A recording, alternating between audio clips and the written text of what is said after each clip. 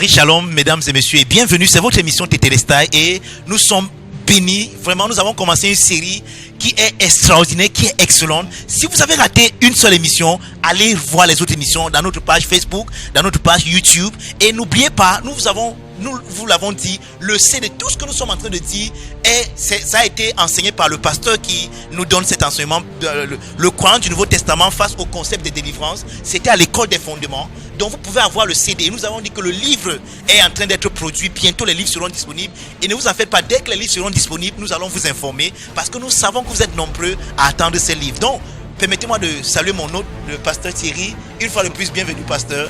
Et vraiment, merci d'être une bénédiction pour nous. Merci de nous enseigner toutes ces choses. Vraiment, nous sommes tellement édifiés.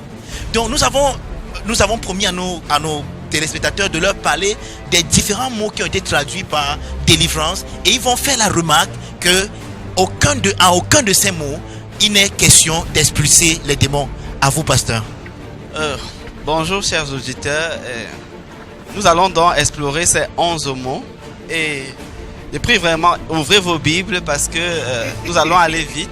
Oui, très vite. Pour gagner en temps, pour vous donner le maximum. Nous avons premièrement le mot grec roumai. Il est utilisé 17 fois dans le Nouveau Testament. Et il est traduit 7 fois délivre. Nous avons un exemple en Matthieu chapitre 6, le verset 13. Et ne nous conduis pas en la tentation, mais délivre-nous du mal. Car c'est à toi qu'appartient le royaume, la puissance et la gloire pour toujours. Amen. Le mot est roumai. Ça n'a pas essayé d'être délivré du mal. Délivre-nous du mal. Roumai. Nous avons le mot. Et roumai, la signification de roumai, pasteur, c'est. Roumai veut dire en fait être secouru du danger. Ok. Nous avons le mot roumai qui est également traduit 4 fois délivrera. Nous avons un exemple en Luc chapitre 17, Luc chapitre 1, le verset 73 à 74. Le serment qu'il a juré à Abraham notre père qu'il nous accorderait qu'étant délivrés de la main de nos ennemis, nous puissions le servir sans crainte. Ici, les ennemis en fait dont ils doivent être délivrés, ce sont les assaillants qui venaient de temps en temps conquérir le territoire d'Israël. Donc il ne s'agit pas d'une autre entité. C'est eux les ennemis. Wow. Nous allons aller directement pour gagner en temps. Nous allons parler du second mot qui est le mot aphésis, qui est utilisé 17 fois dans le Nouveau Testament. Aphésis. Et qui veut parler d'oublier ou pardon des péchés. Et il est traduit une seule fois délivrance dans le Nouveau Testament. Et souvenez-vous, cela veut dire pardon des péchés. Oui. Il est dit dans Luc chapitre 4, le verset 18. L'Esprit du Seigneur est sur moi parce qu'il m'a oint pour prêcher l'évangile aux pauvres.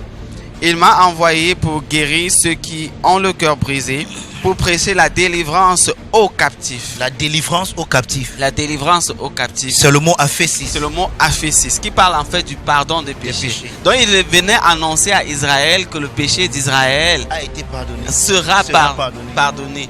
Et à la croix, nous savons, le Seigneur a dit pardonne-leur car ils ne savent pas ce qu'ils font. Ils ont été pardonnés.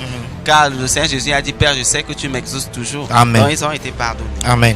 Bon, la délivrance dont il est venu annoncer, ça ne parlait pas d'expulser les démons, non, mais ça parlait du pardon des péchés. Ouais. Et il y a également, troisièmement, nous avons le mot sozo. Sozo, yeah. Qui veut dire, qui est un mot grec qui veut dire sauver quelqu'un du danger ou d'un péril, garder sain et sauf, sauver du danger ou de la destruction. Il est utilisé 109 fois dans la Bible, dans le Nouveau Testament. Wow. Et une fois, il est traduit délivre. Et ça, c'est en Jean chapitre 12, le verset 27. Maintenant, mon âme est troublée et que dirais-je? Père, délivre-moi de cette heure. Ça, c'est le mot. Mais c'est pour cela que je suis venu jusqu'à cette heure. Délivre-moi de cette heure. De cette heure. Sauve-moi de cette heure. Sauve-moi de cette heure. Car je vois le péril, je vois comment je vais souffrir. Je vais souffrir. Est-ce que tu peux me sauver de cette heure? Exactement. Donc Jésus voulait passer par une délivrance. Voilà. Qui est le salut en fait. Le salut de cette heure. De cette heure de tourment. D'une heure périleuse. Voilà. Wow. Nous avons également quatrièmement le mot apolio. Apolio. Apolio qui est utilisé dans le Nouveau Testament 69 fois. Wow. Il est traduit une fois délivré. Et qui veut dire en fait libérer, acquitter un accusé d'un crime et lui donner la liberté. Oui. Libérer avec indulgence un prisonnier. Et cela vous parle également de divorce. Quand on parle de divorce, c'est le mot apolio qui est utilisé. Cela veut dire ici quelqu'un qui se sépare de son conjoint avec qui il était précédemment. Donc la séparation est traduite également comme étant une forme de délivrance. Ainsi de suite. Donc nous avons un exemple dans le livre de Luc chapitre 13, le verset 10 à 12. Jésus enseignait dans une synagogue le jour du sabbat, et voici il y avait une femme possédée d'un esprit, et nous avons défini déjà, elle avait une maladie qui la rendait le dos courbé, qui lui rendait infirme depuis 18 ans. Elle souffrait de cela depuis 18 ans. Elle était courbée et ne pouvait se redresser. Lorsqu'il la vit, Jésus lui adressa la parole et lui dit: femme, tu es délivrée de ton infirmité. Et pas d'un démon quelconque. Femme, tu es délivrée de ton infirmité. Donc voilà, le Seigneur Jésus venait juste de la guérir d'une infirmité.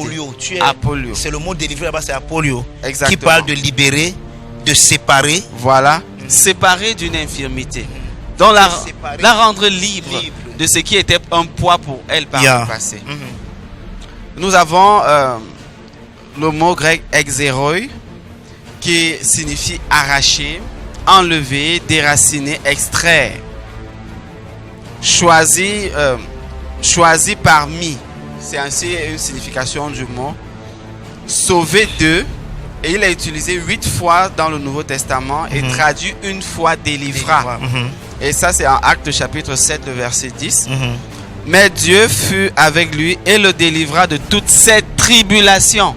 Il n'est jamais mentionné ici qu'il s'agissait d'un ange qui a chuté, d'une tribulation.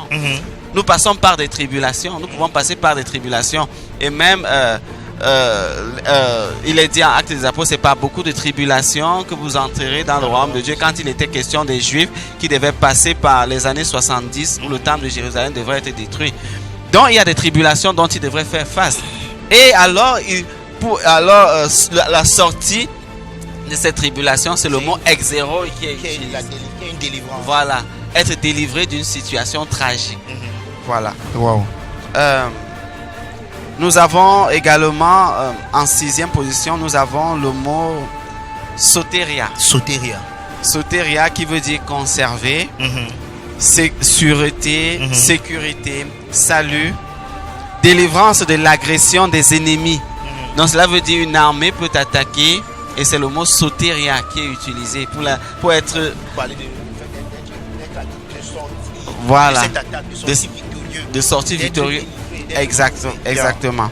Et cela n'a aucunement rien à voir avec l'expulsion des démons. Avec l'expulsion. Il remarque que nous sommes en train de citer tous ces mots qui ont été traduits par délivrance, délivrer, délivre, et il n'y a rien qui a rapport avec l'expulsion. Jamais l'expulsion. Voilà. Donc c'est utilisé 44 fois dans le Nouveau Testament et une fois traduit délivrance. Exemple en Actes chapitre 7, le verset 25. Car il croyait que ses frères comprendraient par là comment Dieu leur apportait la délivrance par sa main, mais ils ne comprirent pas ça. Il s'agit de l'histoire de Moïse. Ils devaient comprendre que le Seigneur, par sa main, voulait les sortir de la captivité, de la servitude dont ils vivaient sous Pharaon. Nous avons également le mot katageo en 7e position, qui veut dire rendre oisif, inemployé, inactif, inopérant. Et ce mot est utilisé 28 fois dans le Nouveau Testament.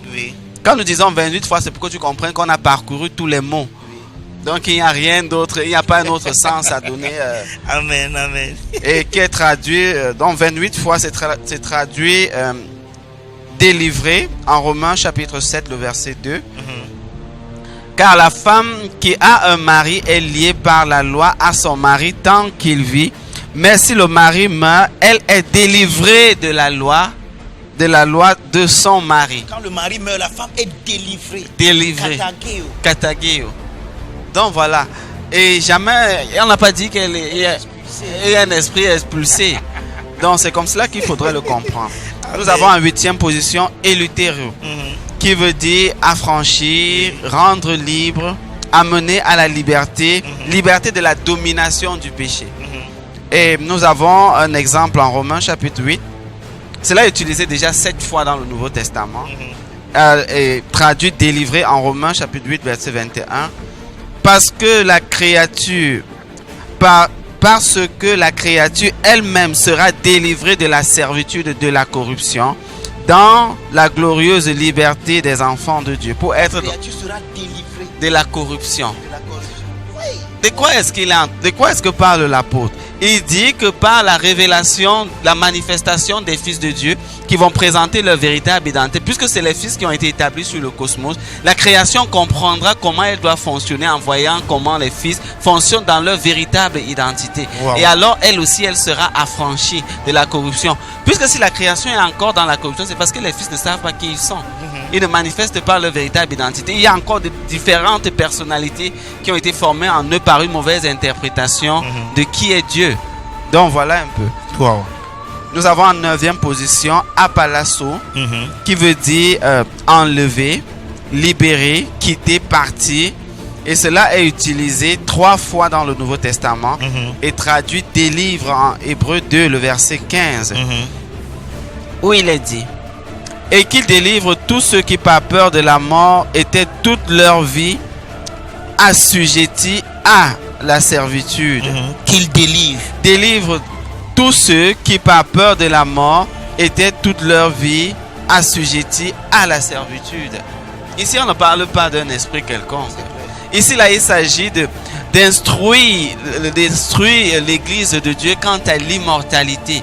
Et quand ils vont recevoir l'enseignement sur l'immortalité, alors ils seront délivrés de la crainte de la mort. Ils ne vont plus avoir peur de mourir. Donc c'est de ça qu'on parle l'écriture. Amen. Nous avons Apolutro 6 en 10e position, oui. Qui parle de rédemption, libération, libération qui est effectuée par le paiement d'une rançon. Oui. Et ici il y a un paiement d'une rançon. Paiement d'une rançon. Yeah. Et cela est utilisé 10 fois dans le Nouveau Testament. Et traduit délivrance 2 fois en Luc chapitre 21, le verset 28. Déjà en Luc chapitre 21, le verset 28. Quand ces choses commenceront à arriver, redressez-vous et levez vos têtes parce que votre délivrance approche. Et alors le Seigneur Jésus ici, de façon contextuelle, il parlait de... il y avait en fait, Israël a longtemps vécu sur la domination de Rome. Et alors il y a un moment donné où le peuple qui avait cru, ceux qui avaient cru au Seigneur Jésus et qui étaient demeurés fidèles, le Seigneur Jésus leur annonçait une époque où en réalité ils seront libres de l'oppression qu'ils subissaient de tous ceux-là qui s'opposaient à l'évangile que eux ils prêchaient. Et alors il leur disait qu'à partir de l'an 70 où la parousia du Seigneur Jésus a été manifestée, l'autorité de l'église sera relevée et alors ils seront ça sera ça en fait leur délivrance. Lisons encore Hébreux chapitre 11 le verset 35, le même mot est utilisé. Les femmes reçurent leur mort revenue à la vie et d'autres furent torturées n'acceptant pas de délivrance. Donc on les libère de leur souffrance parce qu'elles voulaient mourir pour avoir part à la résurrection du Seigneur Jésus. Cela n'a rien à voir avec une entité être expulsée. Nous sommes en train comme ça de parcourir tous les mots qui sont utilisés, délivrer, délivrance ou être délivré, mais qui n'ont rien à voir avec l'expulsion d'un esprit. Amen. Et nous avons enfin le mot tikto, qui est le dernier mot. Donc s'il y a dans ta Bible un mot qui veut dire délivrance, délivrer, va relire ta Bible. Qui parle d'expulser les démons. Voilà. Alors il faut va relire ta Bible, tu verras qu'il n'y a aucun mot qui est marqué même dans le contexte de l'expulsion d'un esprit. Amen. Quand c'était l'expulsion d'un esprit, il est toujours dit guéri. Donc délivrance, nous sommes en train de parcourir, voici le dernier mot, tikto, qui veut dire enfanter, enfantement et qui est traduit, qui est utilisé 19 fois dans la Bible, le Nouveau Testament, et qui une fois est traduit délivrance, en Apocalypse 12, le verset 2. Étant enceinte, elle criait, étant en travail et souffrait prête à être délivrée. Donc délivrée de quoi? De la grossesse. De la grossesse dont elle portait. Donc c'est le mot délivré qui est employé. Donc, pour dire à nos téléspectateurs que nous avons parcouru les 11 mots. Wow. Et nous ne voyons dans aucun de ces mots un mot qui suggérerait l'expulsion d'un esprit. Pasteur Thierry, nous sommes arrivés à la fin de cette glorieuse série où tu nous as expliqué des choses extraordinaires. Maintenant, pour les hommes et les femmes qui nous ont écoutés, qui ont écouté toute cette série, quel est le mot que tu leur adresses? Comme l'avait dit l'apôtre Paul aux Corinthiens, je n'ai voulu connaître au milieu de vous autre chose si ce n'est Jésus-Christ crucifié. Amen. Ce dont tu as besoin, c'est de Christ. C'est de connaître le Christ qui habite en toi. Et connaître ce Christ, dans la connaissance, la vie, une vie méditative sur laquelle tu ne contemples que ce Christ, c'est sa personnalité qui sera formée dans ton subconscient. Et à partir de ce moment, tu te rendras toi-même compte que ces différentes choses qui se présentaient, qui étaient appelées des démons, cesseront automatiquement quand tu auras connu ce Christ qui est en toi et que tu auras reconnu qu'en fait il est le seul qui en fait habite en toi, puisqu'il est comme l'apôtre Paul le dit, celui-là qui est descendu, c'est le même qui est monté afin de remplir toutes choses. Amen. Et ce Christ donc remplit toutes choses, et c'est la conscience que tu devrais avoir. Il n'y a pas autre chose que Christ. C'est Christ qui remplit toutes choses. Si donc Christ remplit toutes choses, où se trouve l'espace même pour une autre entité, si cela existait même en réalité? Donc, chers téléspectateurs, nous vous parlons en fait de ce Christ qui est en vous. Et c'est lui que vous devrez connaître. C'est lui qui doit être votre seule conscience.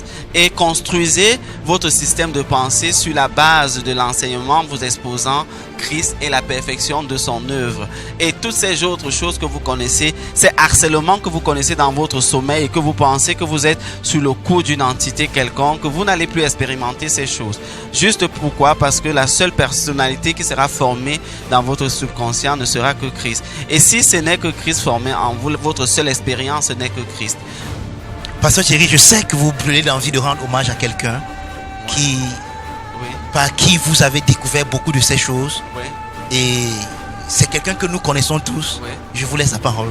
Oui, nous voulons vraiment rendre un vibrant hommage à son excellence, le révérend Dr. Sean pour Theosis Institute, Oui. où certains aspects de ce qui a été présenté ont été tirés de nos enseignements que nous avons reçus au Theosis Institute. Et où nous convions également nos téléspectateurs, s'ils veulent plus en savoir, qu'ils deviennent étudiants de cette académie et ils découvriront par eux-mêmes certains aspects de l'évangile qu'ils n'ont pas saisi.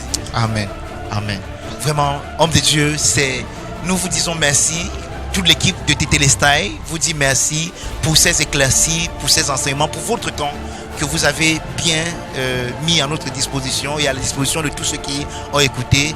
Merci beaucoup et vraiment, nous savons que ce n'est pas la fin. Nous aurons d'autres séries ensemble par la grâce du Seigneur où vous allez encore venir nous éclaircir sur beaucoup d'autres questions. Merci de nous avoir éclairci sur la question de la délivrance. Je crois par la grâce de Dieu que personne d'entre nous ne sera plus captif de ces faux enseignements, de ces faux concepts, de ces fausses personnalités. Nous avons été délivrés. Amen. Amen. Et on a vu, il y a 11 mots pour délivrer. Je ne sais pas dans lequel vous tombez, mais nous avons vu que lorsqu'on dit que nous avons été délivrés, ça ne veut pas dire que des entités spirituelles ou des esprits mauvais ont été expulsés de nous, mais l'ignorance est tombée. Nos yeux ont été ouverts à la personne à qui nous sommes vraiment en Christ. Et pour cela, nous vous disons merci. Et nous n'avons pas fini sans vous présenter une fois de plus ce CD. Le croyant du Nouveau Testament face au concept des délivrances. Le CD coûte simplement 5 000 francs. Vous pouvez l'avoir. Et le livre est en train d'être produit. Et vous pouvez également passer vos commandes déjà au numéro qui s'affiche au bas de votre écran. Salut, à la prochaine émission, à la prochaine série certainement. Vous êtes bénis de toute bénédiction. Et je vais donner la grâce et l'opportunité à l'homme de Dieu de prier pour vous pour clôturer cette série. Père éternel, nous te rendons grâce pour chacun de ces téléspectateurs qui certainement ont été exposés à des concepts nouveaux et qui pour plusieurs encore ont des questionnements, pourraient avoir des questionnements. Mais nous croyons au ministère du Saint-Esprit qui parle dans leur cœur et qui va leur dévoiler la vérité afin qu'ils manifestent leur véritable identité. Père éternel, je prie pour chacun des téléspectateurs, pour ceux-là qui sont encore captifs de diverses personnalités au-dedans d'eux. Je prie que par la connaissance, la révélation de Christ en eux, qu'ils vivent l'expérience véritable de leur identité, qui est connue dans la personne de Jésus-Christ et la perfection de son œuvre.